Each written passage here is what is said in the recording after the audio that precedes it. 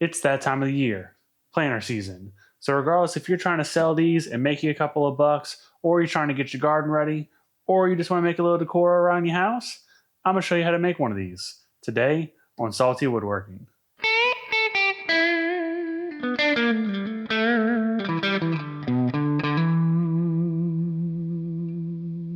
So I just want to talk about why this is a good idea to build before we get into it. If you decided to build this out of pressure treated instead of cedar, you could easily build this thing for about 10 bucks. Now, of course, it depends on your area, but going off of my area, pressure treated fence pickets are about $2 a piece right now, where cedar is about $3.45 a piece. So it's almost double the price for cedar, but personally, I like to use it because cedar is rot resistant. So it'll last outdoors for years. And since I sell them, I want my clients to have a product that's going to last them a long time. Now, this style planter most times sells in pairs. So I sell these for $50 a piece. So most of the time I get $100 selling 2 of these. Because what a lot of people do is put these in entryways. You can easily fit a fern or some other flower like that in here, and it's just nice to put by your entry. So of course, if you wanted to, you could put a tomato plant or something like that in here too. But most of the time when I sell them, they go in entryways. However, planter season's here, so it's time to start buckling down on these because the orders are already rolling in. So if you are trying to make some money, this is a good planter to add to your arsenal. But enough of the chit chat. Let's go ahead and start building this thing. Now let's talk about the tools you need. This is a very beginner-friendly project because you don't need an entire shop's worth of tools in order to make it. You can do anything from a skill saw or a circular saw, whichever one you want to call it, to a hand saw. You're going to see me use my miter saw here just because that's the quickest and most accurate way for me to do it. But really all you need is some way to cut the wood, and then you can have either a brad nailer or an impact with screws, but I like using a brad nailer just because it's an efficiency thing once again. Tape measure, pencil, square. You got to have your PPE, good old headphones, and some safety glasses. One of my most asked questions is, what brad nails do I use? I use 1-inch Metabo 18 gauge brad nails. Now look, this next step is not required, but I like to take my fence pickets and run them through my planer, at least on one side, because it kind of cleans up the rough edge. You get a nice smooth finish, and it kind of brings out the colors in the wood. This isn't necessary by any means in order to build this project. It's just something that I like to do. So I'm gonna go ahead and knock that out. I got 5 pickets. We'll go ahead and run them through one side really quick through here.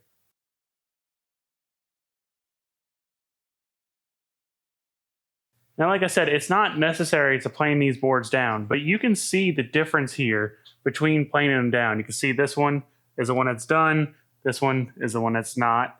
It just brings out the color a lot more and kind of just makes it look a lot better. You can just see that shine on how smooth it is just from running through the planer. But not necessary. Something you could take your profits from. Buy one of those later on. All right, so if you haven't checked it out already, in the bottom of the description, I have a link to free plans for this project. So what I'm gonna do, it's not really a full set of plans, it's more or less a cut list, and you can follow along the video and learn how to build it, but you'll have your cut list, which kind of makes things a little bit easier.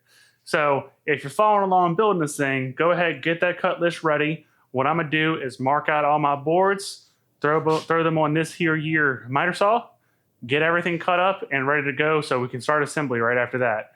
Now, we do have to rip some boards down on the table saw, but after that, we'll get moving.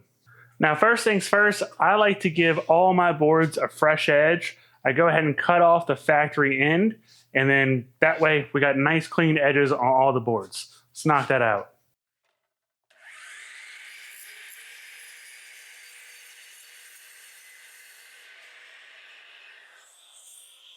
So looking at the cut list, I know I need 6 pieces that are 14-inch wide and 8 pieces that are 12 3/4. Let's go ahead and hop on the miter saw real quick, or whatever you got to use to cut it, and knock this out. All right, now that we have our cuts for our sides made, you can see we really don't have too much scrap either, which is good. The other 2 remaining long boards that we have, and rip them down on the table saw to 1 3/4 wide. Now, This is one of the parts of this project where if you don't have a table saw, it is a little bit complicated. But if you take your time and make a jig with a straight edge, you can do this with a circular saw. There's ways around it. You just got to be a little bit creative. But since I have a table saw, I'm gonna go ahead and set it up to 1 3/4 inches and rip these two boards down. All right, now we have 6 pieces that are 1 3/4 inches wide. These will make up our legs along with the top rail that goes around the top.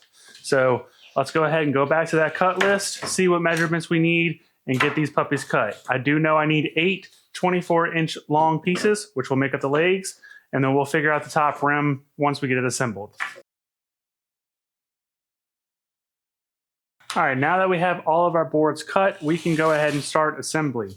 We're gonna take our 14-inch long boards first. We're gonna start with 3 of them and 2 legs. And it's gonna go something like that. Let me put y'all up above so you can get a little bit of a better view. All right, so you can kind of get an idea of how this is gonna go. So it's really, really simple. All we're gonna do is line up our 3 boards, run a bead of glue down each side. By the way, if you don't have one of these glue bots, go ahead and spend the $10 and get one off of Amazon. I promise you it is worth every penny. I'll drop a link down in the description so you can grab one. All right, so once we got our beater glue, we're gonna take our legs and just line them up. Make sure we're flush on the corner up here. I just like to use my fingers and feel it out. Take the brad nailer.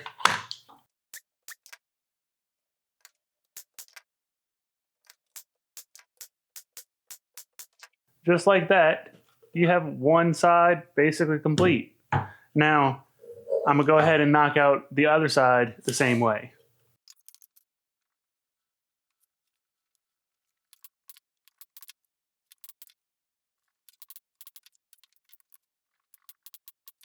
All right, just like that, we have our 2 sides down. Let me bring you guys back down here. You'll get a little bit of understanding of how we're gonna go to the next step. All right, so now that we have our 2 sides done, we're gonna go ahead and build the other side of the leg. So what we're gonna do is run a bead of glue along the edge all the way down here, and then our leg is going to sit on top of it just like this. Gonna line it up flush just like that and nail it down.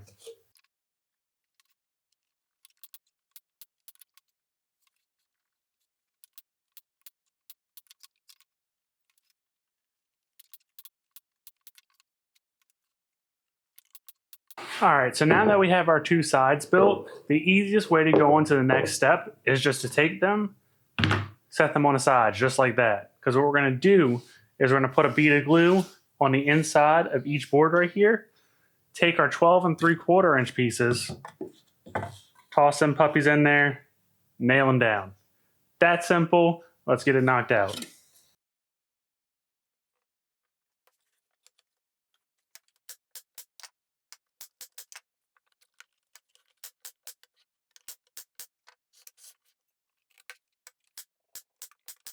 All right, now we got one side done. Flip it over and do the same exact thing.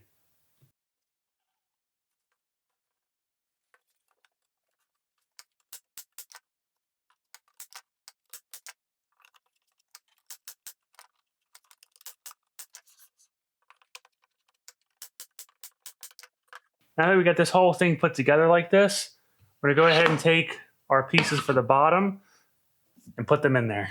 These are gonna fit on the same side that the 12 3/4 did, since these are 12 3/4. Yeah, nice tight fit.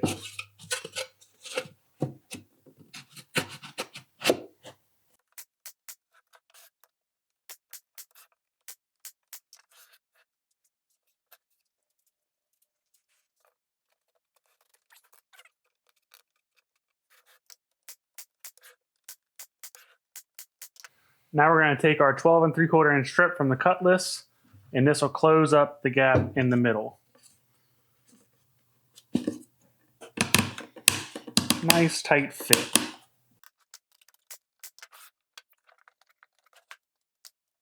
Just like that, majority of the construction of this box is done now. We just gotta make the top rim. So I'm gonna show you the easiest way that I do it. Now, I get a bunch of people that ask me, why don't I 45, like do miters along the top rim?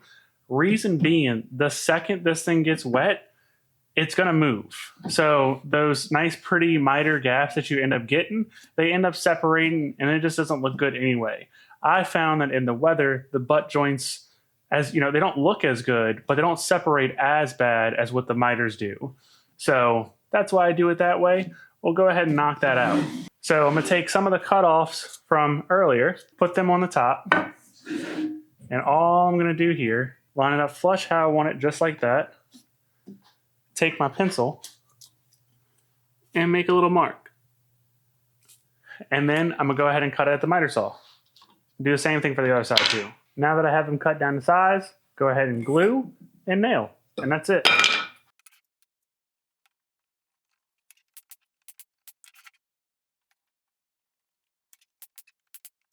Now what I'm going to do, since we have these two outside ones done, I'm going to take my inside board that's going to go here, butt it up against it,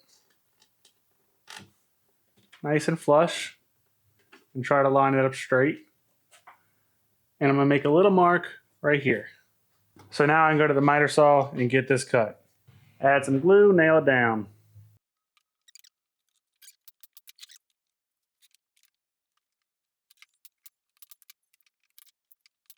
We're almost done building this thing, but if you feel like you learned something, go ahead and subscribe to the channel. And if you don't mind, if you really enjoyed it, share it to your family and friends.